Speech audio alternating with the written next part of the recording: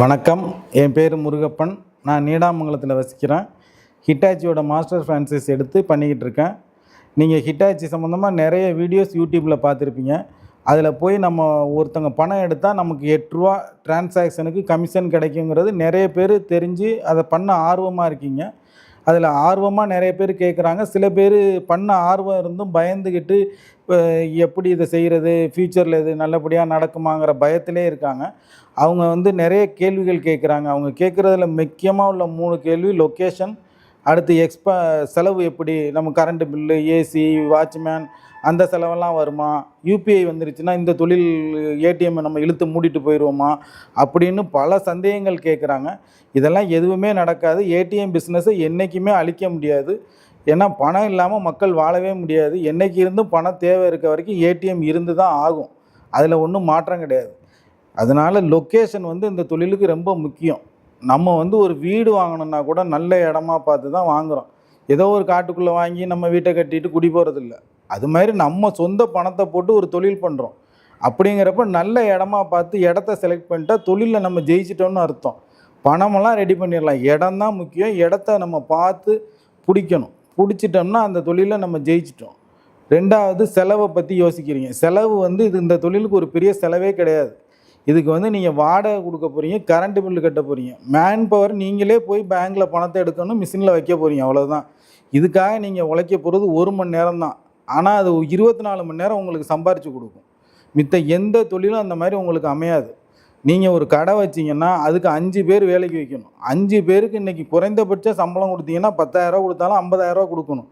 அந்த எந்த செலவும் இதில் கிடையாது. நீங்கள் சம்பளத்துக்கு வச்சு கடையே வச்சுருந்தாலும் நாளைக்கு அவன் இருக்கவன் சுருட்டிக்கிட்டு போயிட்டானா எல்லாமே உங்களுக்கு ஒரு பயம், மன நிம்மதியே இருக்காது. இந்த தொழிலில் அப்படி கிடையாது. எல்லாத்துக்கும் சிஸ்டம் இருக்குது. கம்பெனி பார்த்துக்கும் எல்லா கணக்கு வழக்கம் சிஸ்டமைஸாக வந்துடும். அதனால் நீங்கள் பணத்தை பற்றி பயப்பட வேண்டியதில்லை.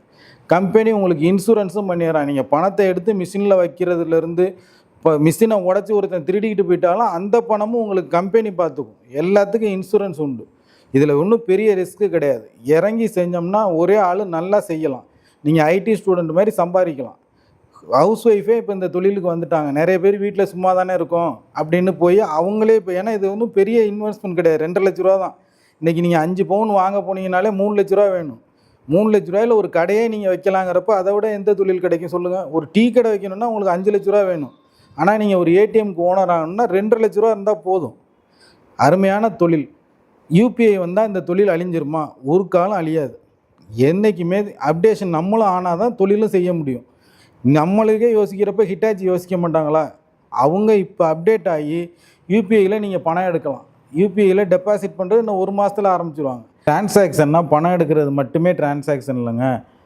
ஸ்டேட்மெண்ட் எடுக்கிறது, பேலன்ஸ் பார்க்குறது, கேஷ் டெபாசிட் பண்ணுறது எல்லாமே டிரான்சாக்ஷன் தான்.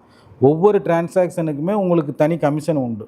நீங்கள் அந்த கமிஷனை வச்சு வாடகை கொடுத்து கரண்ட்டு பில்லு கட்டி எல்லாம் பண்ணாலும் உங்களுக்கு அது போக மாதம் 20லேருந்து 25 ரூபா உங்களுக்கு கண்டிப்பாக கிடைக்கும்.